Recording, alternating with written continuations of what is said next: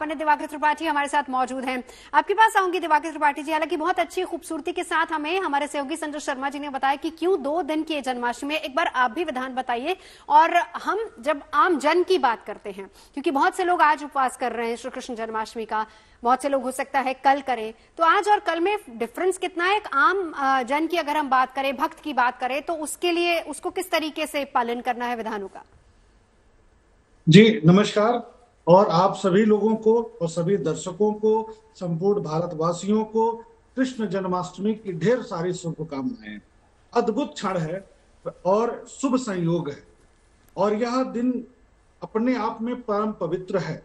आज व्रत रहें, कल व्रत रहे, परिणाम सकारात्मक और पुण्यदायक ही।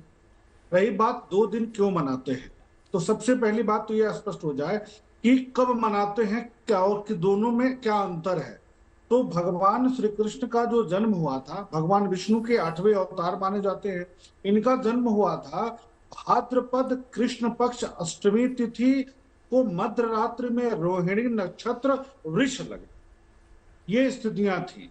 अब 2 मत है, एक तो वैष्णव जन है और एक गृहस्थ की स्थिति बनती है। तो जो गृहस्थ लोग हैं वो जन्म होने से पहले जो रोहिणी नक्षत्र मिले और वृष लग्न मिल जाए, और जन्म होने के पहले व्रत रहते हैं, और जन्म हो जाने के बाद अगले दिन वैष्णव जन, जो वैष्णव संप्रदाय के लोग हैं, वैष्णव संप्रदाय को मानने वाले लोग हैं, चाहे वो गृहस्थ हो अथवा वो मंदिर में हो, या जो लोग भी उस संप्रदाय से जुड़े हैं, वे लोग अगले दिन व्रत को करते हैं। क्योंकि दोनों लोगों में अलग अलग मनाई जाती है, किसी ने एक दिन आगे और एक दिन पीछे हो जाता है। तो इस बार भी स्थितियां इसी प्रकार की बनी हुई हैं कि अष्टमी तिथि रोहिणी नक्षत्र और उदय कालिक अगर रोहिणी नक्षत्र मिलता है तो उसमें वैष्णव जन व्रत रहते हैं, ऐसा विधान है, ऐसी मान्यता है। इसी कारण से 2 दिन की स्थितियां बन गई हैं। गृहस्थों के लिए अष्टमी तिथि रोहिणी नक्षत्र का शुभ संयोग होना आवश्यक तो है। अगर सरल शब्दों में समझा जाए दिवाकर जी, तो गृहस्थ में आज जन्माष्टमी मनाई जा रही है और साधु संत जो है वो कल जन्माष्टमी मनाएंगे। फिलहाल हमारे साथ अरविंद शुक्ला जी भी हमारे साथ स्टूडियो में मौजूद है। अरविंद जी, देखिए, कहा जाता है कि आज बहुत विशिष्ट अनुष्ठान जो है पंचामृत अभिषेक है जन्म के क्षण के बीच। तो मुझे ये बताइए कि इसका क्या महत्व है, क्यों आज के दिन जो है अभिषेक भगवान के जन्म के वक्त पे किया जाता है?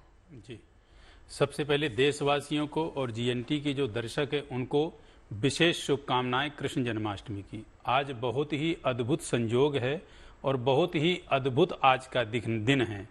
अखिलांड कोटि नायक भगवान श्री कृष्ण का जन्मदिन है और भगवान विष्णु के 8वें अवतार हैं। आपने पूछा पंचामृत से जो स्नान कराते हैं इसका क्या अर्थ है। देखिए, 5 चीजें मिलाई जाती हैं और जब 5 चीजें मिक्स हो जाती हैं तो अमृतमयी बन जाती है। गाय का दूध, गाय का दही, गाय का घृत, और उसमें शहद, और उसमें आप जो है बूरा यानी शर्करा चीनी मिला देते हैं तो पंचामृत बन जाता है। और उसके विषय में कहते हुए कि पंचामृत मतलब जो है 5 चीजें मिलने के बाद वो अमृतमयी बन जाता है। फिर उसका अभिषेक किया जाता है। अभिषेक किस चीज से किया जाता है? अभिषेक शुक्ल यजुर्वेद के जो मंत्र हैं वह 16 मंत्र हैं जिसको हम पुरुष सूक्त कहते हैं, और वो शुरुआत सहस्राशी रेखा से लेकर के और अद्भ्याह, ये 16 मंत्र हैं। 16 मंत्र से जो है अभिषेक किया जाता है। आज भगवान श्री कृष्ण का प्रागट्य क्यों हुआ, भगवान का प्रगट जो है, जो प्रागट्य होता है क्यों होता है, सबसे पहले इसके विषय में आपको बता दें।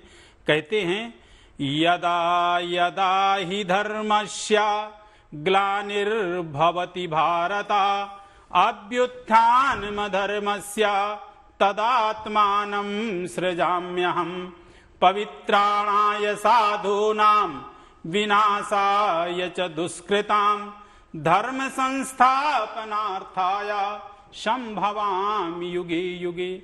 ये गीता कहती है। भगवान श्री कृष्ण के मुखारविंदों से जो गीता एक गीत की भांति भगवान श्री कृष्ण ने गाई और अर्जुन को उपदेश दिया, उसमें उनने कहा है कि यदा यदा ही धर्मस्य, जब जब धर्म की हानि होगी, यदा यदा ही धर्मस्य ग्लानिर्भवति भारता, और जब जब जो है अधर्म बढ़ेगा, जब जब जो है जो दुराचारी लोग हैं उनका उत्थान होगा, तदात्मानम सृजाम्य हम पवित्राणाय साधु नाम। और जब जब इस पृथ्वी में साधु जन, धर्मात्मा जन और पवित्र आत्माएं प्रेरित की जाएंगी, उनको दुख और उनको कष्ट पहुंचाया जाएगा, तब तब मैं मनुज का रूप लूंगा और मनुज का रूप धारण करके इस पृथ्वी से सभी प्रकार के कष्टों का, सभी प्रकार से दुखों का और उन दुर्जनों का जो है मैं पूरी तरह से विनाश करूंगा। और यही आपकी रामायण कहती है। और रामायण में यही होती कि जब जब हो ही धर्म के हानि,